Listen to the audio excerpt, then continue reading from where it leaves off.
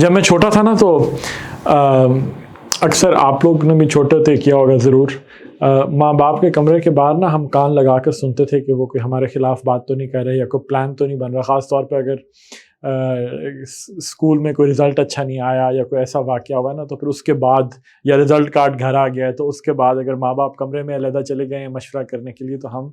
کان لگا کر ایوز ڈراپ کرتے تھے، کان لگا کر سنتے تھے کہ کیا ہو رہا ہے. اسی طرح کالج اسکول میں بھی اکثر تو نہیں لیکن کبھی کبھار ایسا ہوتا ہی ہے نا کہ اگر آپ کا ٹیچر آپ کے خلاف کوئی شکایت لگانے پرنسپل کے پاس گیا تو بچے باہر کوشش کر رہے ہوتے ہیں کان لگا کر دروازے کے ساتھ کہ کوئی خبر مل جائے، ایوز ڈراپ کر رہے ہوتے ہیں. تو ایوز ڈراپ کا مطلب ہوتا ہے چوری چھپے سننے کی کوشش کرنا کوئی کسی کانورسیشن کو. تو اگر ہم اس کو سینٹنس میں یوز کریں، سمپل ورڈ ہے، سینٹنس میں یوز کریں تو ہم کہہ سکتے ہیں کہ the students